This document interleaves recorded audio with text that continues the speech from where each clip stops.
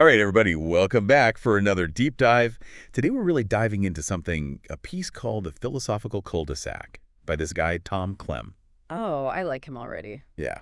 Yeah. You know his stuff. I've dabbled. He gets to the point. He gets to the point and he does not waste any time. You ready for this? It's philosophy, but it's like philosophy on a shot of espresso. I'm ready. Let's do it. Short, potent, packed with these bold statements that just make you stop and go, wait, is that really true? I like it. So he kind of jumps right in talking about the power of the human mind. Yeah. And he doesn't sugarcoat it. He calls the mind like our greatest asset, but also at the same time our own worst enemy. Yeah, and he's not treading new territory here. I mean, philosophers have been going back and forth about the nature of the mind for centuries. What I find so interesting about Clem is he's so direct. He's not trying to be subtle about it, is he?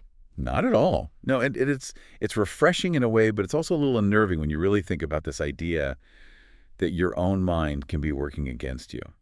He even lists out all these things that he calls illusions, like thoughts, ideas, memories, even emotions, like fear, ambition. Yeah. So is he saying those things aren't real?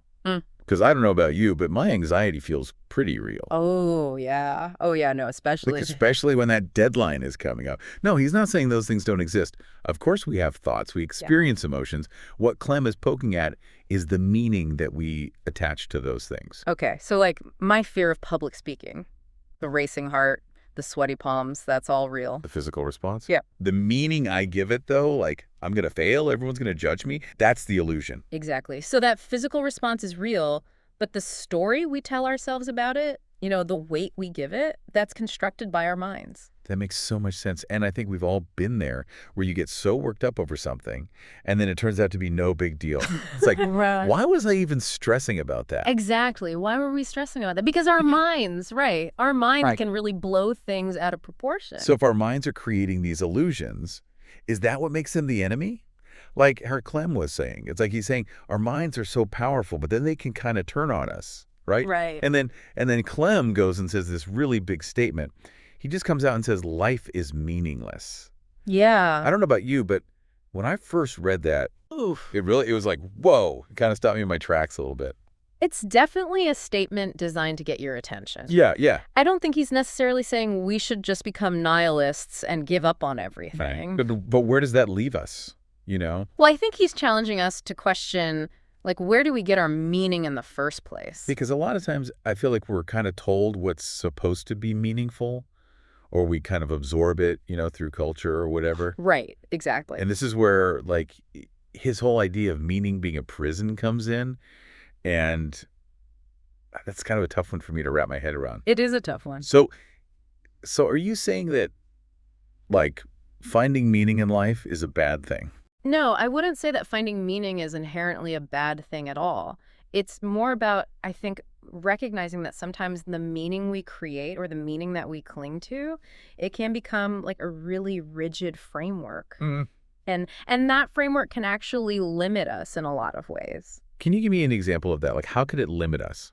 Sure. Think about somebody who maybe they build their entire identity around achieving a certain career goal, right? Okay. They devote all their time and energy to becoming, let's say, a surgeon. Yeah. And then something happens. They don't get into the program they wanted to, or, maybe the industry changes. Right. And suddenly that meaning that they've structured their whole life around, it's gone. And then they feel lost. It's like their whole world is crumbling around them. Yeah, that's a heavy, heavy image. Yeah. But it makes sense. So how do we avoid that trap? Like, how do we find meaning without then becoming imprisoned by it? Well, that's the million-dollar question, isn't it?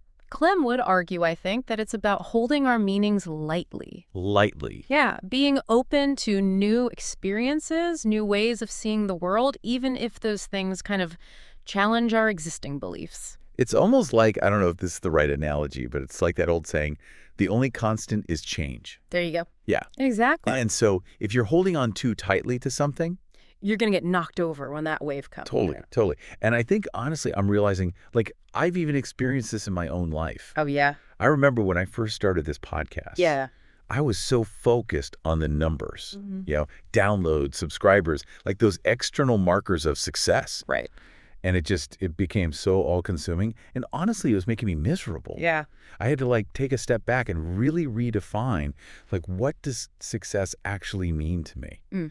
And it became less about those numbers and more about just the joy of like learning, connecting with interesting people like you, Oh, stop it. and like exploring these fascinating topics, like, in a meaningful way. There you go. You basically broke free from a meaning prison that you had unknowingly built for yourself. That's a great way to put it. I love that. Okay, so instead of letting those external markers dictate our worth, it's about finding that meaning from within. Yes, precisely. And being open to that meaning evolving over time. And I think that leads us perfectly into this concept that Clem talks about life as a lucid dream. So life is a lucid dream. I got to be honest. I'm Yeah. not sure I totally get what a lucid dream even is. It's like you're dreaming while you're in a dream, right? Yeah, is that what it is? Yeah, it's that moment of awareness where you realize, oh, wait, this is a dream. Okay. And then here's the really cool part. Once you have that awareness, then you can start to influence the dream. You can change the scenery, conjure up different characters, even like control the storyline. Whoa. Okay, so is Clem saying that we can do that with our lives? Like we could just change the whole script? That's the invitation he's extending, right? Like he says, Yeah. you make the rules. And if we really take that seriously, it means we probably have a lot more agency than we realize. That's a pretty wild thought. But it also feels kind of like, I don't know, like a lot of pressure in a way, right? Because if we're the ones making the rules, what's to stop us from just messing it all up? Well, that's a really important point. And I don't think Clem is suggesting that we should just throw caution to the wind because nothing matters. It's not about living a life without consequences or disregarding our values or anything like that. So it's not like a free pass to rob a bank just because I'm the architect of my own reality. Exactly. I mean, it's more about recognizing that even though we have this freedom to create our own meaning, that freedom still comes with responsibility. Okay, so we get to define our values, we define our meaning, but we also have to then live with the choices that we make based on those values.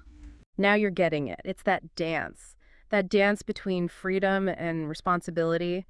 And I think the more aware we are of the rules that we're creating for ourselves, the more skillful we become at navigating that dance. This has been such an eye-opening conversation. I really feel like Clem has just given us so much to think about. That's the beauty of philosophy, isn't it? It's not about like finding all the right answers. It's about prompting us to ask better questions. Absolutely. I love that. And on that note, I want to say a huge thank you to you for joining me on this deep dive into the philosophical cul-de-sac. It's been a pleasure being here. I think it's safe to say this is a journey I won't soon forget. Me neither. And for everyone listening, hey, keep those minds open and keep those questions coming. Who knows? Maybe that cul-de-sac isn't really a dead end after all. Maybe it's just an invitation to turn around and create a whole new path for ourselves.